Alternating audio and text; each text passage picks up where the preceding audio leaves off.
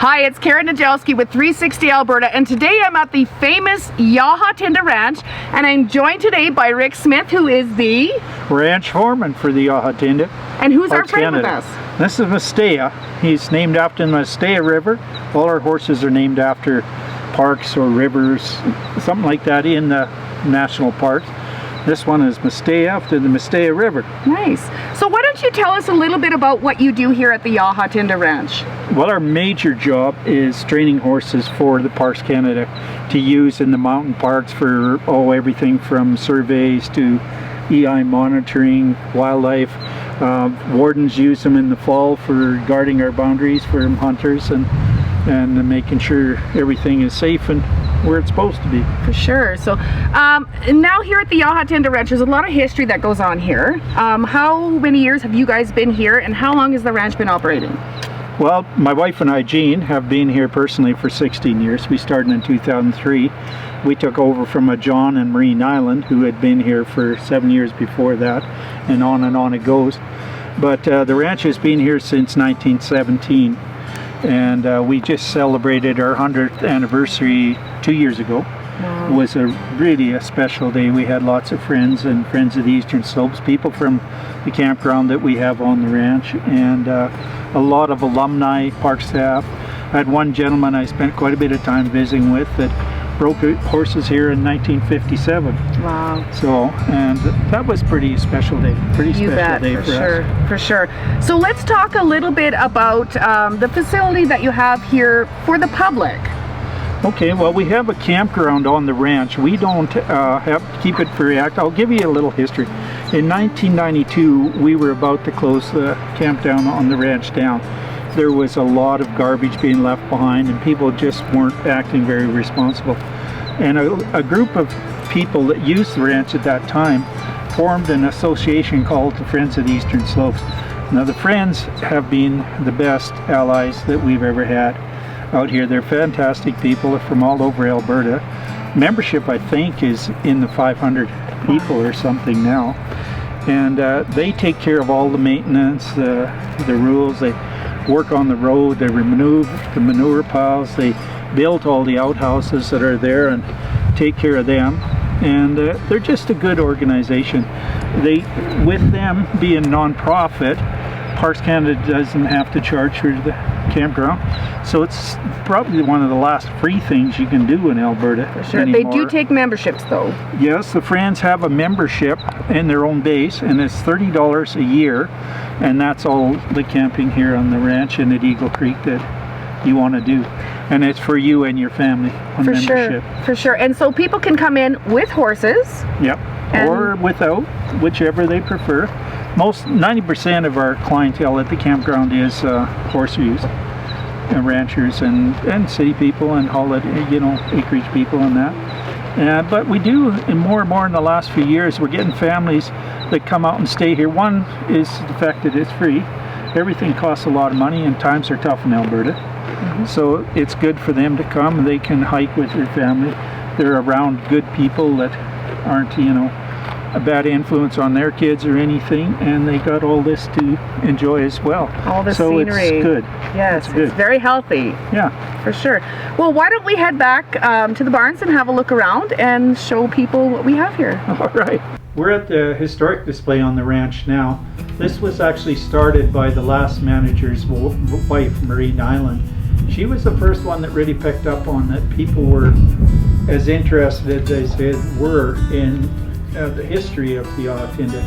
And she started this display and started giving ranch tours in the evening for people to come and get a little idea of the history of the place, look at the buildings. Our log barn is a historic site. We've got a cabin here that was actually built in the 1918.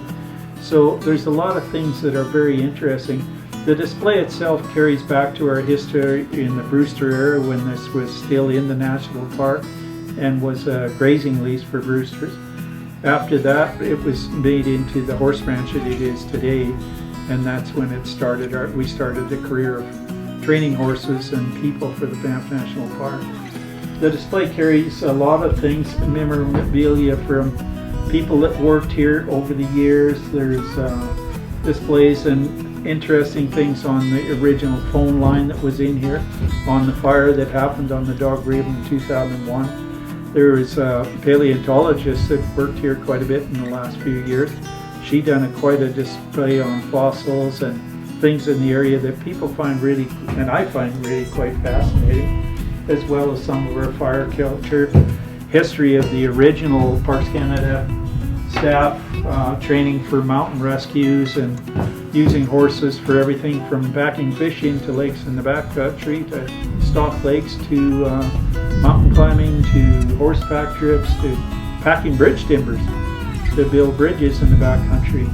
A lot of the people, Cal Hayes, Peter Campbell, different people that went on to do a lot of things in the world and started a good part of their horse career here at the ranch. So we're kind of proud of it. People like it. We're hoping to carry it on for a few years. This part of the display I kind of find exciting. There's two reasons. One is Packy here, our good old pack horse. He was made by Mike Shins, and he's got boxes under the diamond hitch here and everything, and we do a lot with high schools and different groups that come around, do displays, and we use this horse and unpack him and pack him again and show kids how to throw a diamond hitch. And the lady in the poster behind us here is Sylvia Forrester's the name. She had a beautiful career with Parks Canada. She was a very good backcountry horsewoman and guide for many, many years. She was also one of our best mountain rescue climbers in Parks Canada's history. She's retired now just a few years ago, but she still teaches our Canadian Forces, Special Forces, how to climb. She teaches BC Parks how to set up rescue teams and train people. So she's quite typical of the caliber of people that come out of Parks Canada. They're really interesting, fascinating, talented people. In Parks Canada, safety is a big thing with us for all of our horses. Our horses, for identification reasons, carry a sheepskin brand on their left shoulder, which I'll show you when we're outside.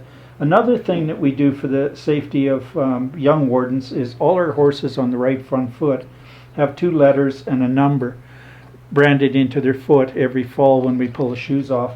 It grows out, as you can see, by the next year. Then we have to do it again in the fall. But the first letter is the park they belong to. So this horse was obviously a Kootenai horse. Second letter is the year they were born. So this horse was either born in 2004 or 84 before that. And you can go back in your mind and all the horse colts that year would have been named with this letter. So they'd be Rex, Ribbon, Robin, whatever, through there. The last letter is the number that they're entered in our database.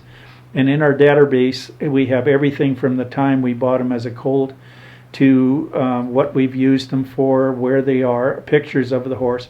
So if a young warden, for the parks uniform, we like to stay with solid color horses, bays, buckskins, sorrels, whatever, blacks.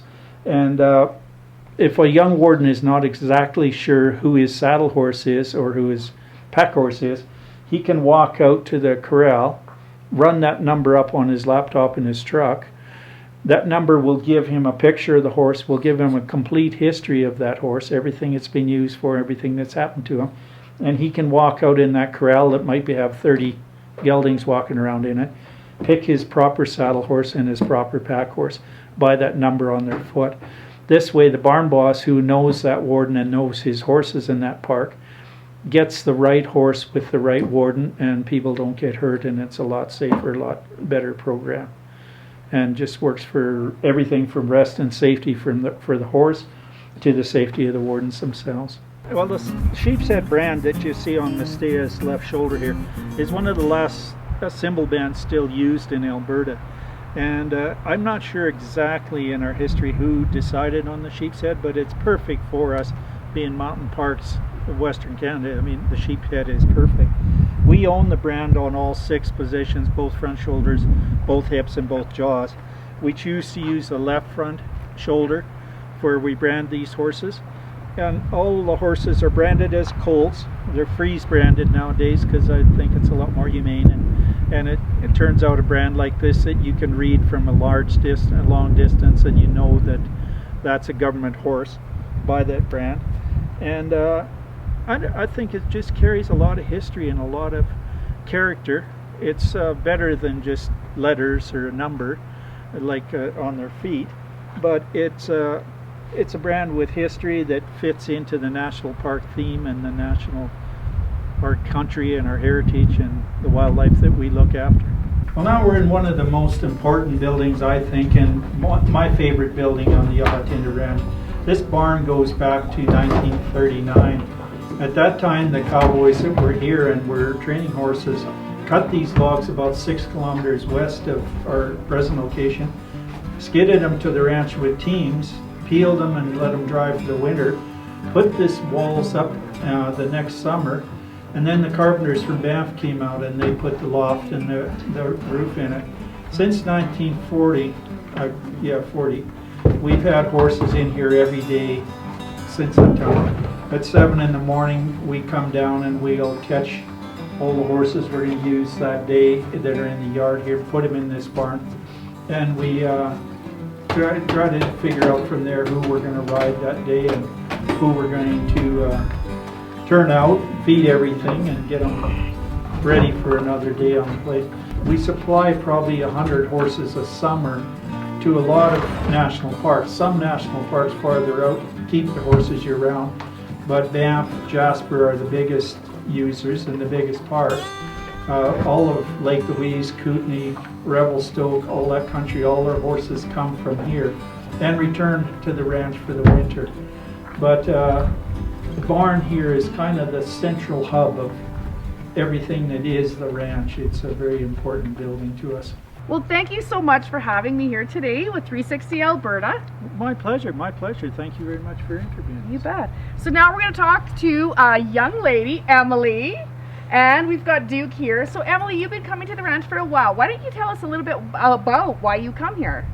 I enjoy getting out of the city and just being out in the kind of in the middle of nowhere with family and horses.